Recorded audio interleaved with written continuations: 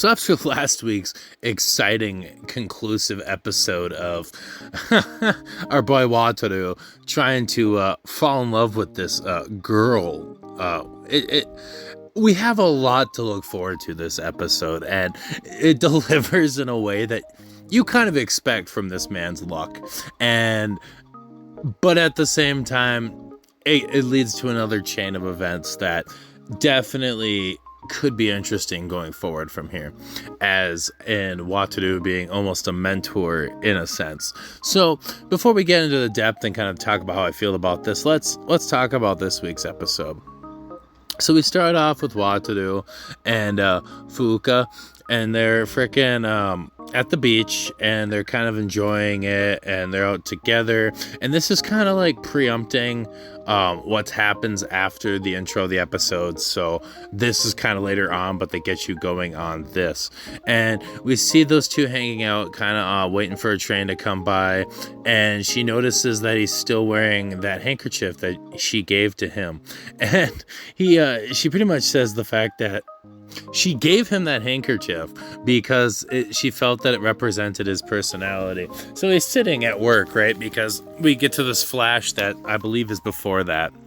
And he's sitting there contemplating what the heck, that means. The fact that she thought that it represented him, obviously because it's got little sharks and everything on it. And this man's questioning his morale and personality. But we get back to the bookstore, and she shows up, and he's asking if she's heading to campus today, and no, she's not. And she freaking has this little bracelet on that she's wearing, and he's complimenting it, and she's talking about the seaside store that teaches you how to make these things, and all that stuff on top of it. And so while they're talking all about this, he's mentally thinking to himself how it's going to be, his one and only Aika's birthday coming up pretty soon. So he's like, well, maybe that'd be a good idea to make her a gift at the shop. So on top of it, he's thinking about going there. And so while he's thinking about going there, he's talking kind of out loud about it, and she's giving him these looks, and of course he's like, you can come with, she's got the cute little baggy puppy face, so you can come with me. And so they're both going out, and she's kind of really uncomfortable in this outfit that she's wearing, which is like this sundress with this nice hat and everything. And she's even talking about, hoping that nobody from school sees her, because she's not used to going out in public like this, and she's used to wearing her elementary school clothes. And he's mentally thinking to himself, like, she could still fit into her elementary school clothes. That's kind of sus. But he gives her praise for the fact that, she still, takes care of her elementary school clothes and everything. And things are starting to kind of click here with him, I think. However, he's kind of slow, so we're gonna get to that in a little bit, but it's pretty great. And on the other side, we've got freaking Aika and her younger sister Ivy, and then of course Kay, and they're all like getting ready to go to the beach, and they coincidentally walk by Wataru's house, so Kay's gonna go, invite him there, and he's in luck. He gets invited, and he gets to see Aika in a swimsuit. However, as we all know, he's not home, and she was gonna give him the duty of bag carrier, which that's quite an extensive duty, and I'm not the biggest fan of being a bag carrier myself either. So, they kind of go, oh, maybe he's working at the bookstore, just taking care of that stuff. Who knows? But we know where he's at, and he's on the beach, and they just get done going over the train and everything to get to this craft store. And of course, while they're sitting there looking, frickin' Fuka's like, oh, you're staring at women in their swimsuits? And he's like, no, which, technically he kind of really wasn't, but he hasn't been at the beach in years, he says he hasn't been there since middle school. And he kind of asks her, if she comes there often, and she kind of says, she just came recently to hang out with friends, and that's about it. And so they're kind of like, oh yeah, well, since we're at it, let's go to the craft store. And while they're heading to the craft store, she goes to grab his arm, and of course her boobs wrap his arm, and he gets all weird about it. And she says it's just out of habit, and which I'm assuming is, well, we're gonna get there. But they get to the craft store, and they're both getting kind of nervous. And they get there, and the lady that owns it recognizes her. And she's like, oh, yeah, you left a strong impression because, you seem like a very mature girl. Which, is the vibe that everybody's getting from her. And so she asked if Wataru is her boyfriend. And he, clearly states, it's not that kind of relationship in particular. And so they kind of start looking at, like, the materials to make, like, these objects at this craft store. And so she's kind of like describing how these like these pearl shells are cut into small pieces so they're easy to work with. And she's like, well, are we gonna make something? And he's like, yeah, well, we're here after all, so we might as well make something, right? Like, why the hell not? And so, she says it sounds great. And, it's like, do you have anything like ideas or anything? And he's like, yeah, kind of not really. And so she just makes the owner makes the presumption of, is it a gift? Because you're really thinking hard about this. And, he says, yeah, it's a gift. It's for an acquaintance of mine, and their birthday's coming up soon. And so Fuuka's getting really excited, and he's still thinking about it, and she assumes like that it's his girlfriend, and he's like, oh, it's not my girlfriend. She doesn't want to be in a relationship. Trust me. I've been in a crush for 2.5 years, and he pretty much explains to her, like, not necessarily that his crush has ended, but he knows that she's not going to reciprocate it, so he's not going to keep really pushing too hard. But he's also telling us, it's not like he didn't learn anything over these 2 years. He studied harder. He got more social. Like, even if the crush never ended up being something, he did still learn a lot from it, which is something that's really neat to see as a person, realizing that, just because we didn't fall in love doesn't mean that I still didn't learn something or two from it and gain some knowledge. And so he realizes that the birthday is going to be a good excuse for him to give her a present, because who doesn't like getting presents? Even she says that, no matter what, no matter who, everybody likes getting gifts. And for the most part, that's a pretty accurate statement, if I'm not wrong.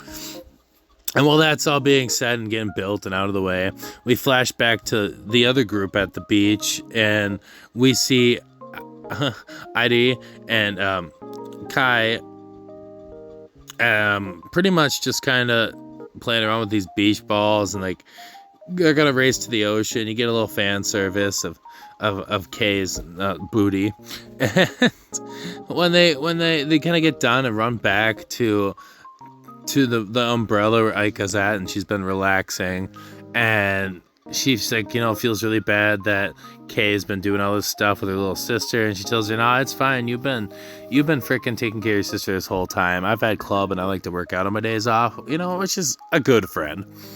And so they see the craft shop, the same craft shop that our boy Wataru is at. So of course they want to go check it out. But we get this nice flash, and this is where things really start clicking for our boy right now, and it's absolutely hilarious. He sees a picture on the wall of this older gentleman and Fuuka there, and he asks if she has like a little sister or something, and she's like, oh no, that's for me when I came with my dad recently. And the reason he asks is she's in this middle schooler outfit, the sailor outfit, and he's got this look of just wait a minute. And he asks her if he has a hobby of cosplaying, and his eyes are just blowing up. And he's coming to the realization that she's not a college student. She's actually a year younger than him. And just his world's been crushed. And so he gets the shell that he's going to cut up to make this gift for her, but she doesn't have any pre-cut ones. So he's taking the diamond saw and he's cutting this to make, this gift for Aika-san. He's taking his anger out on the fact that she's, younger, and he's really sad about this situation. And she's cheering him on and everything, and her necklace that she made is done. It actually looks really good on her. It's got that nice juvenile pink shell and a bunch of other ones. So look, I like it. It looks nice. And he even admits to himself he doesn't know how to vent any of his anger out right now, so he's taking it out on this shell, so it's totally fine that he has to do this. And she comes up with the actual proper introduction in his little flash that he has, and she says she's a third year at this girl's middle school. And this is where we kind of get this gist too of other what's what I'm looking for, unbridled crush that we're getting to, because she even asks him if he's given up on this person, and he said, I have, but if it's for that person's sake, he could do his best.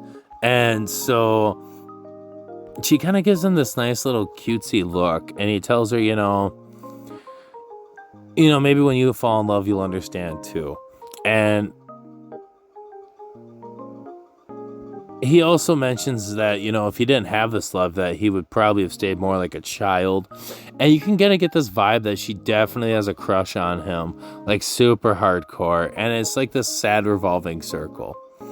But we go from that to Kay and Heidi and Aika finally going to this jewelry store. And they show in, and on the wall we see Wataru and Fuka on the wall. And obviously he's got the frickin' diamond saw. She's all smiley with her necklace because he clearly didn't finish the gift. And they're walking out of there because obviously craft time's closed, so the three of them can't make crafts, but they still checked it out and they're leaving. And so Wataru and Fuka are walking out of this store, and they're kind of walking by, and Aika's like sees them walking by, and she's like, oh no, that can't be, that couldn't have been. And she's with her little sister, and they got some snacks there, and Kay comes back, and she's got this huge kid thing for her little sister, and her and then her and Aika are gonna share this huge fruit bowl. And she's like, what's on your mind? And Aika's like, oh, nothing. I thought I seen who that was walking by with somebody. And so Kay's just like, we invite him. We took the effort to invite him, and he's probably out on a fucking date. Yeah, out of any day, he's missing out. And even like Aika's like, him of all people on a date, there's no frickin' way.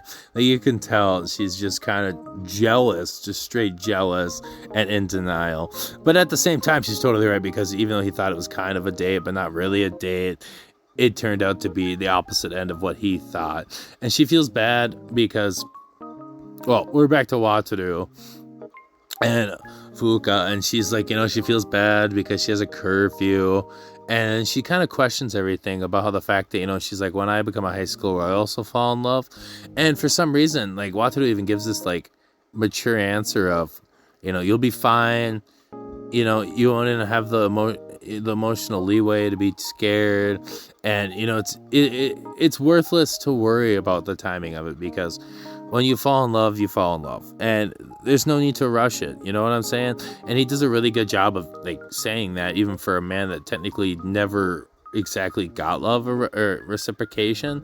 And I really respect that out of him, telling somebody that's like a year or two younger than him, all that stuff. And so she kind of falls asleep on the bus, and he says he'll wake her when she gets there. And you can tell she wants to tell him, in my opinion, that she loves him, but of course she passes out and everything. And so he finally looks at his phone, which is him and Aika and Kay, and they're like, you didn't accept her invitation, so lucky you. And she sends him a picture of Aika in her swimsuit, just enjoying the beach, and freaking just loving it. And at the same time, he's really sad because he found out that the girl that he was kind of interested in there ended up being a year younger than him, not a college student, and that the girl he has a crush on was at the beach in a swimsuit, and he got invited, it didn't go. So we go from him having all these highs and like just freaking having this confidence boost to like being shot down multiple times, but also mentally kind of growing a little bit and having this like another crush-esque vibe thing going on, which is absolutely kind of fucking hilarious. It's like this full circle, you know, he's got a crush on this girl, he falls for another girl because he gets rejected, and this other guy's trying to come after her, and then right after that, you know, it's like, oh my gosh, it's just, it's kind of sad, kind of funny, you know, it's a whole thing, but you gotta respect it. I love this show. This show's just absolutely hilarious and just so funny. I'm really excited to see where this goes, because obviously he's going to give that gift to her for her birthday. And I'm also really curious to see where they take it with Fuka and all of that concept as well, because I like I said, I really wish Wataru would end up with Kei, but we all know he's going to end up with Aika at the end. But at the same time, now we've got this second interest on him, Fuka, and it's just this whole fucking circle. And it keeps you interested, it keeps you piqued. And that's one thing I do really appreciate about this show. So this is a pretty good episode, in my opinion, not as good as last week's, but it's still definitely enjoyable. And we got our episode 7. We're almost at that 3/4 point. Things gonna be turning now, because that's how these always go. Episode 8 or 9, you get that real big push to that exit. Unless this one gets a second season, in which that would be the case. I really doubt it. They'll push even further. But I could see these next few episodes getting a huge climax build up, slowly to fall into Wataru and Aika falling in love. But that's been my review of this episode. And, you know, for this being ranked, you know, 6.6, I'm gonna be honest with you, between this one and like My Tiny Senpai, like I'm kind of loving these underdogs this season. Even if people don't love them, I'm very much appreciating them. And it really sucks that people don't feel the same way, but hey, that's opinions, baby. We all have them. So yeah, that's been my review of this episode. Thanks for staying. If you've made it this long, if you enjoyed this video, please leave a like. It really helps out. If you're feeling generous, hit that subscribe button. We're going to reach that goal to 1K and keep going up from there, baby. I do 2 seasonal reviews right now as of this summer season, which is this and Mashoko Tensei, and then I do a just kind of what I've been watching, or have some opinional video once a week. And then right now I'm trying to get my Squid Tales podcast back on the air within a week or two with some new guests, and I'm very excited for that. I love doing that. But yeah, that's pretty much all I got for this episode, and thanks for sticking around. This has been Squids, and I'll see y'all later. Peace.